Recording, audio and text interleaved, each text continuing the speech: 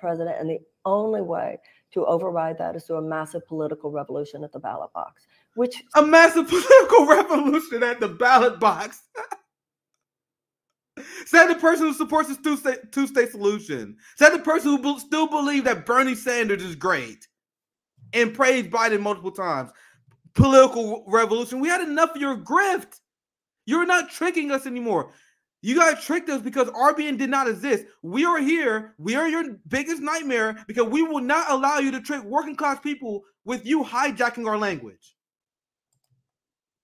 So where you take that to go third party, that makes me say we got to get in there. And I don't think either of us is wrong. I just think we have to do everything, whatever our gut says, our heart, go for it. That's how I love the energy, and I never dissuade people for taking their shots. And I always say that our focus should be 15% electoral. So I could not have been nicer to Marianne during this conversation, despite how nice. Look, you all see this for again. Well, I'm being nice to her, and she still smears me as a sexist.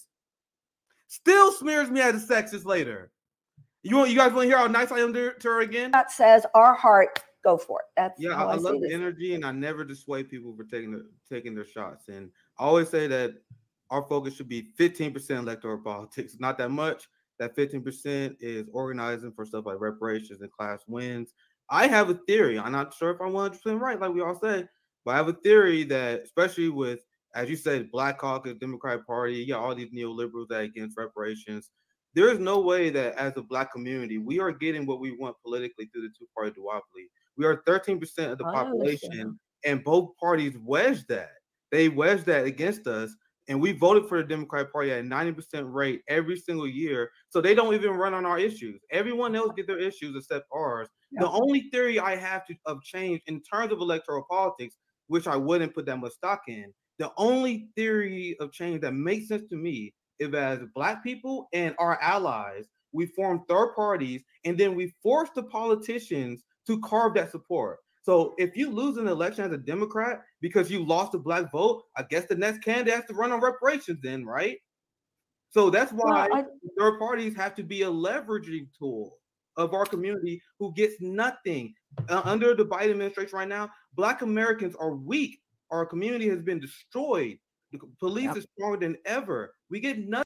I'm doing this little spill to explain to Marianne because she's very dumb and ditzy. So apparently she doesn't get it. I'm explaining to her the stuff that we are not getting. We need to leverage for, just basic political knowledge.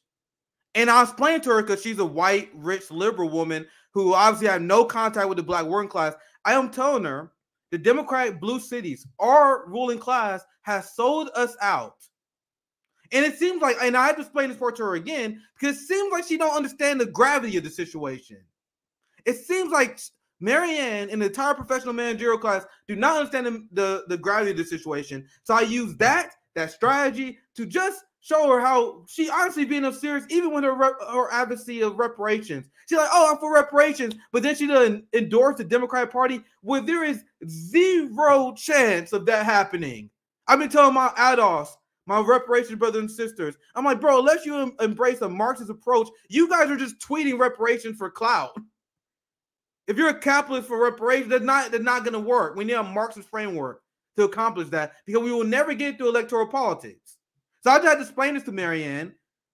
And I'm like, are you going to say anything to debunk this? And I'm going to get to my question later because I'll explain to her the value of having a leveraging tool. But let's continue. Nothing going through this strategy. So with 50, this is my question. 50% of Americans said they're ready for a third party. So we need that spark. We need something that will start that. So we need people that is willing to run third party to start this spark. So I want to ask you this, like, what is your objection towards doing that, if there is one? Well, first of all, there was a lot of teeth in the first things that you said. This issue of the Democratic Party being taken for granted, Black America being taken for granted by the Democratic establishment. But I would argue that you would, if Black America wanted to say to the Democratic establishment, don't take us for granted, voting for someone like me would be as effective as voting for someone in a third party because you're still outside the context. Girl, you are literally a Zionist. Shut the fuck up. But shut the fuck. I still can't. Huh? Of the corporatist who are running on the same old same. Also, another benefit of having a third party is having a third party that rejects the crucial policy that will not be changed by the Democratic Party establishment. Zionism is not what you're going to change to the Democratic Party establishment. Policing is not what you're going to change to the two-party establishment option. Like, if you want less warmongering, if you don't want them sending weapons to Taiwan, you got to use a third party to get there. And you don't even agree on a lot of these things. You literally believe in a two-state solution, and you have apologized. I wish I would got your current answer. I got to go by your old tweets. You haven't tweeted about Ukraine since October. Very serious commander-in-chief aspirant. Marianne Williamson want to be commander-in-chief, never tweet about Ukraine. But she want us to just put our eggs in our basket. Get the fuck out of here. Bernie Sanders, despite the things that you said, many of which were true, did come within striking. I believe in Bernie, but go ahead. I'm just saying it was disappointing, man. But sorry, go ahead, Barry. I understand, and I understand. I get it. I totally get it, and I agree with that. Bernie Sanders came within striking distance of the presidency. You know, the way I look at it, and once again, I don't think this is really an issue of right or wrong. This is an issue of a lot of ways to look at it, and everybody having to find where they feel their skill set can be most helpful. No. Bernie, if I run, and I run as a Democrat, it's going to be very inconvenient. There's different roles that everyone have in this revolution, but there got to be a cognitive goal. If we are starting a third party movement, and you guys are literally trying to fundraise for a movement that's about taking over the Democratic Party, we have different goals. You can't say, oh, well, we've got different roles in this. No, your role is directly contradictory to what we are trying to accomplish. If you have a different role within that movement of the overall greater strategy of what we're trying to accomplish, that makes sense. But running in the Democratic Party, my thesis, as I explained to you literally before you started talking, it does not work. So you are abandoning our third-party movement. You're siphoning resources from the third-party movement. You're siphoning political capital that will go to a third-party movement for your ego. For your ego. Remember, if they long they treat me right, Which, by the way, let me explain to you guys that bullshit. If they treat me right, as long as you don't treat me badly, she said, if they treat me badly, I'll go third party. So, Marianne, they don't have to do it. Like, they're going to destroy you. They're going to run you over. You stand no chance of winning because you guys don't now beat the dark money strategy. So they don't even have to do anything to you now. So they're going to beat you. And then you're going to be like, well, I guess they beat me fair and square. So, hey, let's go support the Democratic Party nominee. That's obvious. That's obvious to anyone who's not a celebrity worship asset journalism simp. That's what Marianne Williamson's going to do. She's going to say, oh, we tried our best. At least they gave us a fair hearing. I would have ran third party if they pressured me, but they gave me a fair hearing. Unfortunately, I lost to Pete Buttigieg, so we got to support Pete Buttigieg. Anyone who does not see that coming is a fucking moron. You guys understand? Is a moron. I'm going to finish. I'm going to let it play for a bit. I know CJ got some stories. Democratic establishment. They will want to invisibilize me. But if I run as a third-party candidate, it will be so easy to do that. I feel that if I'm in there, I can get in there. I can say, Joe Biden, you got to debate me. I can go in there. I can put these things on the table. So yeah, I think there need to be vital third-party efforts. I don't think that I'm the one to do that. And by the way, to phenomenal mysticism, Marianne Williamson is ultra uncomfortable during this interview. You can feel it. No, I'm not. Oh, yes, you was. Yes, you was.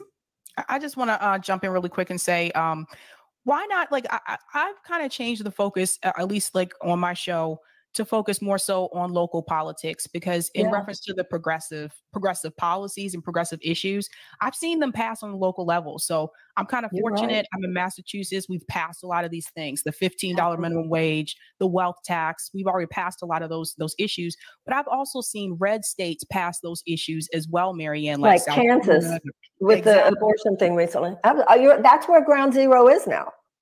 Is on local and state. Absolutely. Exactly. So looking back at it, I look at people like some of the members of the squad, and I feel that people like Cori Bush, AOC, I feel like they actually would be more effective on the local level. They went into Congress, they went into the swamp, and they're obviously heavily controlled by Democratic leadership. That's one of the issues that Dennis Kucinich had. That's one of the issues that Cynthia McKinney had, is that they called the shots. Why not run for something on the local level, or is that something that you have considered? If I woke up one morning and I'm going to run for city council, I'd run for city council. I'm interested in changing the conversation in this country. And there is no platform for changing the national conversation like a presidential candidacy. And I am fortunate in that I do have, being an author, having a national audience, I feel that my greatest contribution is to bring up certain topics that are not convenient to the system, to talk about genuine fundamental economic. My question is if she like, I'm gonna use my public profile to raise awareness on issues, why do you gotta take money from the working class to do so? Like, why do you guys sheep her otherwise revolutionary thoughts into the Democratic Party that is not solving any of the problems that you're talking about? Economic reform that, as Nick has pointed out, is not now occurring. The larger dynamic of American history, the aberrational chapter of the last 50 years, and the massive theft from the middle class and the poor in this country. I feel the way I can make the most powerful impact to make that case, to say it in a way that matters, if it would be to run, if in fact it feels like I can run. If I can't put together enough of a campaign to give it enough heft, then I won't do it. That's the period I'm in now, is discerning that. But that's what I want to do. I want to help upgrade the national conversation in the direction of justice. Marianne, I know you only have around 20 minutes or so. I appreciate your time. Any final question that you have, Sabi? Any final thoughts or any last words you have before we send? At this point, I wanted to get her the fuck out of here because I saw 20 minutes in. I'm like, all right, I'm done. I got everything I need. But I am actually big shout out to Sabi. This is my biggest L of the interview. I literally completely forgot about Ukraine at this point. At this point, I was so flabbergasted about how bad her answers have been to this point